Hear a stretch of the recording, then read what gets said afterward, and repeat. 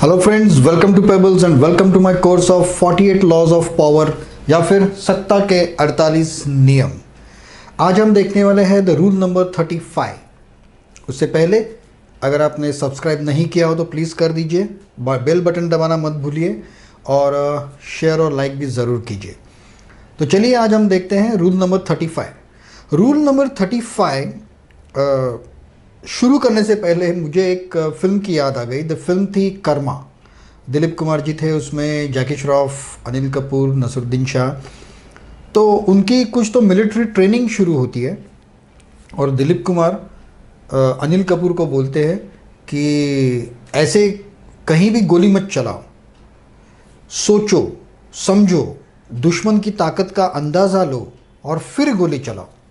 तो वो जाने के बाद अनिल कपूर जैकी श्रॉफ से कहते हैं, देखा बुड्ढा क्या कह के गया, सोचो समझो, दुश्मन की ताकत का अंदाज़ा लो। अरे तब तक दुश्मन तो गोली मार के चला भी जाएगा। इसका मतलब है कि कई बार हमें बहुत जल्दी जल्दी करने की आदत होती है। We always show that we are in हरी।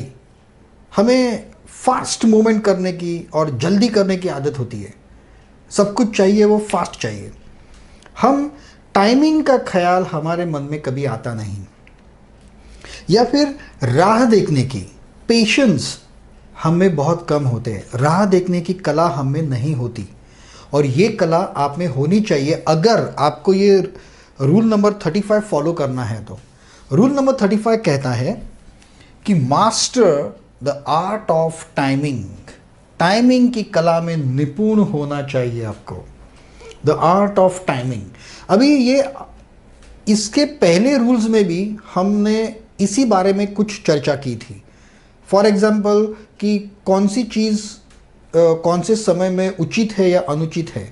लेकिन टाइमिंग, सही टाइमिंग में अगर आप कुछ चीज़ करते हो तो उसका जो परिणाम है, उसके जो रिजल्ट्स है, वो आपको मल्टीप्लाई होके आपके पास आते हैं। The timing is very much important. छोटी छोटी चीज़ों से लेके स्कूल में भी, क्या आपको याद है कि अगर आपको कुछ कंप्लेन करनी है या आपने होमवर्क नहीं किया है तो आप पहले अंदाज़ा लेते हैं कि टीचर का मूड कैसे है। अगर टीचर का मूड ख़राब हो और उसमें आप अगर होमवर्क नहीं किया, ये नहीं किया, वो नहीं किया, ऐसे बताने जाओगे तो आपको तो मार पड़नी ही है। मतलब क्या हुआ? आपका टाइमिंग गलत हुआ। कई बार ऐसा होता है कि हमारे मुद्दे जो होते हैं या हमारा ओपिनियन जो होता है, अब मैं कॉर्पोरेट फील्ड की बात कर रहा हूँ, जॉब वाले या बिजनेस वाले लोगों की बात करता हूँ, कि हमारे मुद्दे, हमारा ओपिनियन, हमारा सजेशंस परफेक्ट होता है, बहुत सही होता है, लेकिन टाइमिंग गलत होता है। उसका टाइमिंग बहुत ही गलत होता है। फॉर एग्जाम्पल, अगर सामने वाले के पास बहुत ज़्यादा ऑप्शंस है तो शायद आपका ऑप्शन कोई विचार में नहीं लेगा, सोचेगा भी नहीं उसके बारे में। लेकिन अगर ऐसा वक्त आ गया कि जब वो सारे ऑप्शंस ऑब्सोलेट हो गए, वो पॉसिबिलिटी सब निकलती जा रही है एक एक करके, और उसी समय जब आपका ओपिनियन आता है तब भले वो इम्पॉसिबल क्यों ना हो, उसके ऊपर विचार ज़रूर होता है और मोस्ट ऑफ द टाइम वो वैलिड भी एक्सेप्ट कर लिया जाता है। The timing is very important.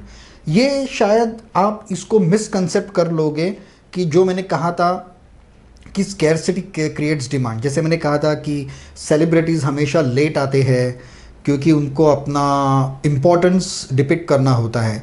यहाँ पे इम्पोर्टेंस की बात नहीं है। यहाँ पे टाइमिंग मतलब कोई भी चीज़ करने का सही समय। फॉर एग्जाम्पल, अभी लेटेस्ट वर्ल्ड एपिडेमिक जो हुआ है, कोरोना वायरस, वो जो हुआ है, सपोज ये कोरोना बर्स्ट होने से पहले अगर मेरे पास कोरोना का वैक्सीन है, ओके, कोरोना का वैक्सीन अगर मेरे पास है और ये चाइना में बर्स्ट होने से पहले ही मैंने वो निकाला है, तो कितने लोग परचेस करेंगे उसको? बहुत कम, या फिर जो इन्फेक्टेड है वही करेंगे, या फिर ज़्यादा लोग उसको लेंगे नहीं। लेकिन अभी इस वक्त जब कोरोना के लिए पूरा वर्ल्ड शटडाउन है, उस वक्त अगर मैंने मेरा वैक्सीन रिलीज़ किया मार्केट में तो क्या होगा, जिन लोगों को कोरोना है ही नहीं वो लोग भी उसे परचेस करेंगे डर की वजह से।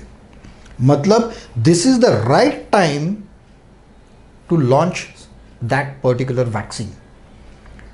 यही होता है कि सबसे ज़्यादा ज़रूरत कब है, तभी अगर आप कुछ चीज़ लॉन्च करते हो तो उसका जो रिजल्ट है, उसका प्रॉफिट है, वो मल्टीप्लाई होके आपके पास आ जाता है। और ये टाइमिंग के जो उदाहरण है वो बहुत जगह पे आप देख सकते हो, बहुत तरीके से आप देख सकते हो। इसमें बहुत सारे फैक्टर्स इन्वॉल्व है। ज़रूरी नहीं है कि इसमें सिर्फ प्रोजेक्ट के बारे में ही बात हो।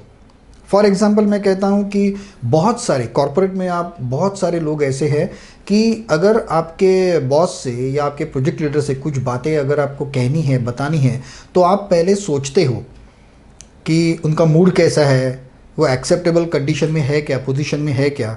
तो timing is not only depend on the importance of the project, but it most of the time depend on the human emotions and human behaviour. Human behaviour ये बहुत इंपॉर्टेंट है हर एक चीज़ में। आपके पास सिर्फ स्किल होना या आपके पास कोई पर्टिकुलर सॉल्यूशन होना काफ़ी नहीं है। सबसे इंपॉर्टेंट चीज़ वही है कि उसको आप कब प्रेजेंट कर रहे हो, कैसे प्रेजेंट कर रहे हो, ये तो इंपॉर्टेंट है ही। ओके, आपने अगर उसको गलत तरीके से प्रेजेंट किया या प्रेजेंटेशन आपका बहुत फालतू हुआ तो उसका कुछ मीनिंग नहीं है। लेकिन अगर सब कुछ सही है, सब कुछ परफेक्ट है, लेकिन उसका टाइमिंग अगर गलत है तो फिर वो प्रोजेक्ट, वो सॉल्यूशन, वो ओपिनियन वेस्ट हो जाएगा, टोटली वेस्ट। तो इसमें अगर टाइमिंग आपको परफेक्ट, अगर टाइमिंग आपको चाहिए तो एक कला आप पे होनी चाहिए और वो है पेशेंस। पेशेंस अगर आप दिखाओगे, क्योंकि एक चीज़ मैं आपको बता देता हूं कि वर्ल्ड में 90% लोग जल्दी में ही होते हैं। उनको बहुत घाई होती है, अरे करने की नहीं, वेट, रुको। कई बार ऐसा होता है कि आपका जो प्रोडक्ट है, आपका ओपिनियन, आपका सुझाव जो है वो अपने आप टॉप पे आ जाता है if you have the patience. अगर आपके पास पेशेंस है तो आप खुद ब खुद विद द टाइम आप टॉप पे आ जाओगे वहाँ पे। लेकिन पेशेंस होना बहुत ही ज़रूरी है। तो चलिए इसके बारे में रॉबर्ट ग्रीन क्या कहता है, क्या पॉइंट्स वो बताता है, वो हम देख लेते हैं। The first point is never look as though you are in hurry, it betrays the lack of control. कभी भी सामने वाले को ये नहीं लगना चाहिए कि आप बहुत जल्दी में हो या आप बहुत इम्प्रेस्ड हो। आपने अगर हमारे देश में तो ये जो रियल एस्टेट ब्रोकिंग जो है वो तो कोई भी कर लेता है, लेकिन वेस्टर्न वर्ल्ड में ऐसा नहीं है। यूरोप, अमेरिका में आपके पास प्रॉपर लाइसेंस होना चाहिए, ये सब चीज़ें होनी चाहिए। अगर आपको वहाँ पे कोई घर देखना है या कोई जगह, आपको एक प्रॉपर्टी आपको ख़रीदनी है, तो सबसे पहला रूल ये होता है कि जो प्रॉपर्टी आपको अच्छी लगे उसमें कभी इंटरेस्ट मत दिखाओ। अगर आपने इंटरेस्ट दिखाया, आपका टाइमिंग अगर गलत हो गया तो आपको ज़्यादा पैसे देने पड़ेंगे, क्योंकि आप जल्दी जल्दी कर रहे हो तो सामने वाले को ये पता चल जाएगा कि यू आर इन हरी। आपके पास दूसरे कोई चॉइसेस नहीं है, आपके पास ये एकमेव चॉइस है, एकमात्र चॉइस है, और वो आपके ऊपर हावी हो जाएगा, वो चढ़ के बैठेगा। फिर पावर उसके हाथ में जाएगी, बार्गेनिंग पावर भी उसके हाथ में जाएगी और बार्गेनिंग भी नहीं होगा।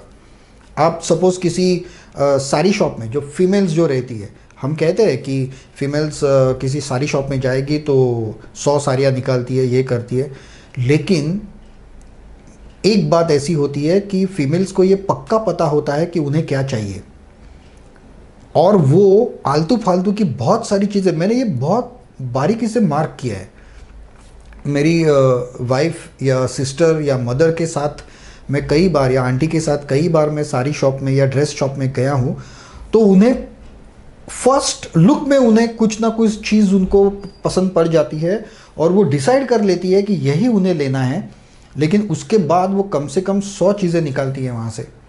वो कोई जल्दी नहीं दिखाती, और जो उनको चाहिए उसमें कोई इंटरेस्ट नहीं दिखाती।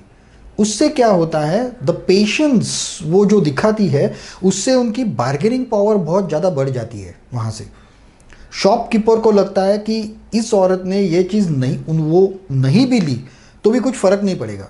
हालांकि ये औरतें ऐसे प्रिटेंड करती है कि ये तो मुझे चाहिए ही नहीं था, अभी मैं आई हूँ, अगर सस्ते में मिल गया तो मैं ले लूँगी। ऐसे ही ये लोग प्रिटेंड करती है। आप देखिए फीमेल्स की बार्गेनिंग पावर ज़बरदस्त होती है, ज़बरदस्त, बाय हुक और क्रुक। हर तरह के 100 तरह के पैतरे अपना के वो सामने वाले को बोतल में उतार ही देती है। अगर ये टाइमिंग की कला और ये बार्गेनिंग की कला अगर सीखनी हो तो किसी भी आपके घर के लेडीज़ के साथ शॉपिंग के लिए जाइए, आप पागल हो जाएंगे। लेकिन अगर आप ठीक तरह से स्टडी करोगे तो आपको उसमें से बहुत कुछ सीखने को मिलेगा। सबसे बड़ी बात आपको सीखने को मिलेगी पेशेंस।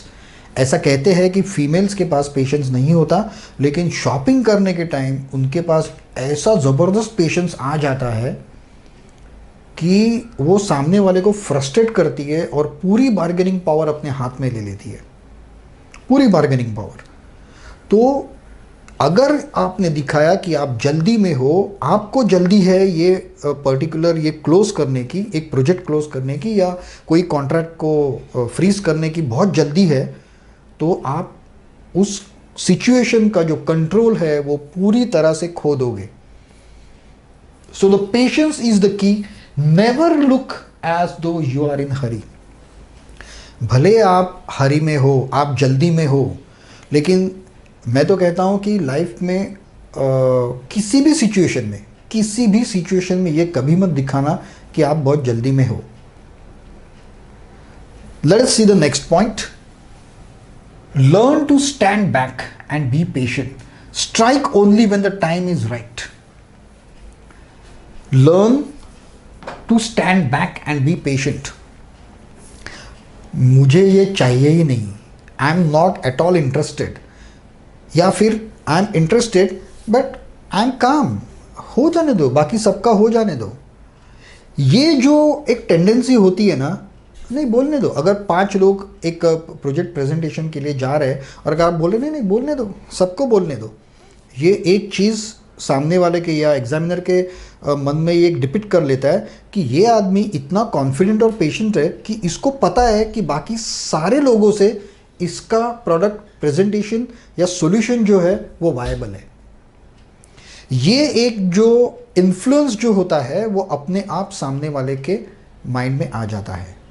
दूसरी चीज़ ये होती है कि जैसे मैंने कहा कि 90% लोगों को जल्दी होती है, तो अगर आप डिस्कशन के टाइम अगर आप चुप बैठे, पेशेंस अगर आपने दिखाए, तो सामने वाला वो पेशेंस रख नहीं पाता। बहुत बार ये बहुत कट टू कट होता है, बहुत कट टू कट होता है कि आप कुछ कहने ही वाले हो तब तक सामने वाले ने कह दिया। ओके, मतलब और इसमें ऐसा होता है कि आपको जो कम मिलने वाला था उससे भी ज़्यादा मिल रहा है। फॉर एग्जाम्पल, मैंने आपको एक बार थॉमस अल्वा एडिसन का एग्जाम्पल दिया था। एडिसन के नाम पर 2000 से भी ज़्यादा पेटेंट्स हैं, उससे भी ज़्यादा पेटेंट्स हैं। वर्ल्ड के सबसे ज़्यादा पेटेंट्स उनके नाम पे थे।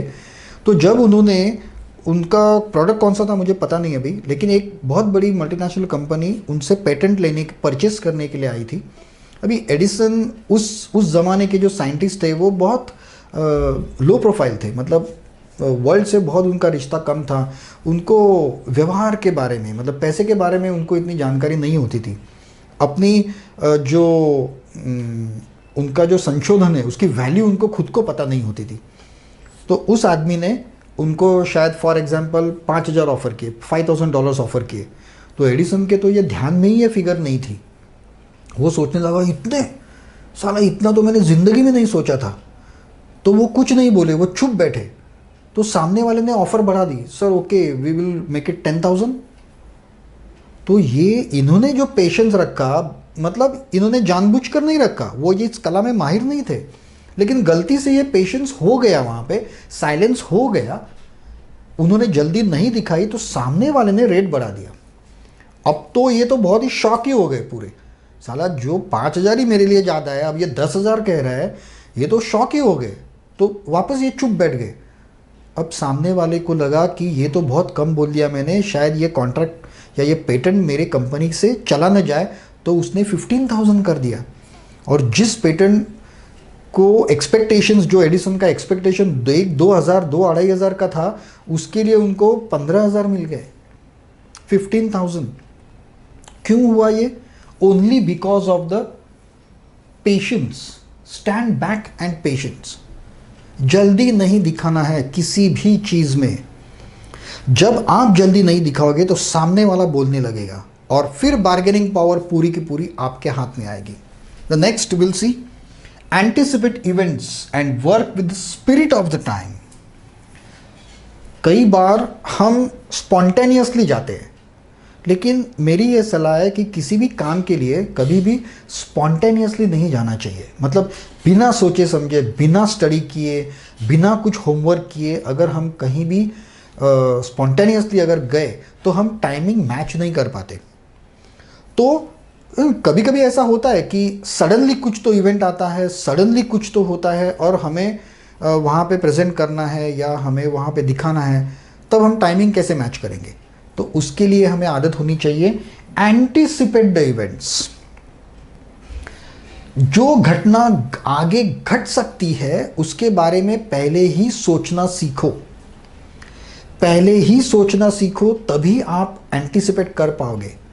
आपने पहले ही सोच के रखा है कि ये हो सकता है, क्या क्या हो सकता है, ये आपको देखना पड़ेगा। तो हर प्रोजेक्ट में, हर इसमें आपको आपके नोट्स आपके पास रेडी चाहिए कि ये 10 पॉइंट्स हो सकते हैं और उसके ऊपर मेरा बिहेवियर कैसा रहेगा। अगर आपने पहले ही सोच के रखा है तो आपको पेशेंस रखना, जल्दबाजी ना दिखाना बहुत ही आसान हो जाएगा। और इतना स्टडी आपने उसका किया है तो आपको राइट टाइम का पता भी अपने आप चलेगा। अपने आप आपको राइट टाइम का पता चलेगा, क्योंकि राइट टाइम स्ट्राइक जो होता है ना, वो हमारा दिमाग अपने आप कर लेता है। हमको एक इंट्यूशन होता है, जैसे जिसको हम लोग कहते हैं ना कि अचानक बत्ती जल गई, ट्यूबलाइट जल गई, कि अचानक मुझे स्ट्राइक हुआ। वो जो होता है वो अपने माइंड का, दिमाग का इंट्यूशन होता है। वो अपने आप आपको बता देता है कि राइट टाइम क्या है, सही टाइम क्या है। या फिर मोस्ट ऑफ द टाइम वो ये भी बता देता है कि ये राइट टाइम नहीं है, ये भी आपको वो बता देता है। So you have to learn to anticipate the events. जो आगे घटने वाली घटना जो एंटीसिपेट कर सकता है, पहले से ही जज कर सकता है, वही विनर होता है। जैसे जो लोग शतरंज खेलते हो, चेस खेलते हो, उन्हें तो इस बारे में पता होगा। एक्सपर्ट चेस प्लेयर सामने वाले के 10-10 मूव एंटीसिपेट कर लेते हैं। 10 मूव का एंटीसिपेशन होता है। कई चेस मैच अगर आपने नहीं देखे होंगे तो यूट्यूब पे है, आप देख सकते हो। मैच चल रहा है, मतलब स्टेडीली मूवमेंट चल रही है और अचानक एक प्लेयर बोल देता है कि the mate in 10 moves, confirm mate in 10 moves. तो वो सोचता है कि मैं ये खेलूंगा तो वो खेलेगा, या फिर ये खेलेगा तो मैं ये खेलूंगा। ऐसे 10 आगे के मूव्स वो सोचता है, एंटीसिपेट करता है, और फिर पूरी पावर उसके हाथ में जाती है। और वो एक सडनली ब्लो होता है, एक शॉकिंग होता है सामने वाले के लिए कि साला इसे पहले से कैसे पता चल गया। लेकिन ये कुछ ज्योतिष विद्या वगैरह नहीं है। ये आप अगर सिचुएशंस आप पहले से एंटीसिपेट करना अगर सीख लोगे, आप number of consequences 1 2 3 4 note down, क्या क्या हो सकता है, इसकी आदत अगर आपको पड़ गई तो वही आपका एंटीसिपेशन हो जाता है।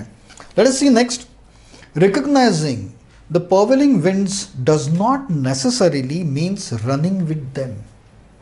किसी भी सिचुएशन को पहले से जान लेना, एंटीसिपेट करना, मतलब हम कहते हैं ना कि हवा कहाँ से बह रही है, हवा का रुख कहाँ से है, इसको जानने में आप अगर एक्सपर्ट हो तो उसका मतलब ये नहीं है कि उस हवा के रुख में आप भी बह जाओ, उसके साथ आप भी दौड़ो। ये उसका मतलब नहीं होता। इसका मतलब यही होता है कि हवा का रुख जान लो, लेकिन उसके साथ दौड़ने मत लगो इमीडिएटली। उसके साथ दौड़ने की ज़रूरत नहीं है। जिनको दौड़ना है उनको दौड़ने दो, जिनको आगे आगे करना है, जिनको जल्दबाजी करनी है उनको करने दो। आप रुको, be patient, stand back, and at the right time only आप जाइए। अगर आपको पतंग उड़ाने की कला अगर आप में है, पतंग अगर आप उड़ा सकते हो या बचपन में कभी उड़ाया होगा, तो आपको पता है कि हवा तो बहती रहती है, लेकिन आप कंटिन्यूसली पतंग खींचते रहते हो क्या अगर उड़ाना है तो? नहीं, आप सही मौके का, वो पतंग का जो ऊपरी हिस्सा जो होता है वो ऊपर आने की राह देखते हो और उसी समय उसको खींचते हो तो पतंग अपने आप ऊपर चली जाती है। लेकिन अगर ये साइड या नीचे है तो आप कितना भी खींचो, कितना भी ट्राई करो, पतंग ऊपर जाने वाली नहीं है, वो नहीं जा सकती कभी भी। सो वो चीज़ याद रखिए, हवा का रुख जान लेना, किसी भी मैटर को एंटिसिपेट कर लेना, इसका मतलब ये नहीं होता कि उसके साथ में बहते जाना, not necessary at all. So friends, this was the rule number 35, master the art of timing. That's all for today in this rule number 35. If you like this तो ज़रूर शेयर कीजिए, लाइक कीजिए और कमेंट्स देना मत भूलिएगा। Last में मैं यही कहूँगा कि अगर सब्सक्राइब नहीं किया है तो ज़रूर कर दीजिए, बेल आइकॉन भी दबा दीजिए। तो अब हम मिलेंगे द रूल नंबर 36 में इन माय नेक्स्ट वीडियो। तब तक के लिए have a nice day, good bye.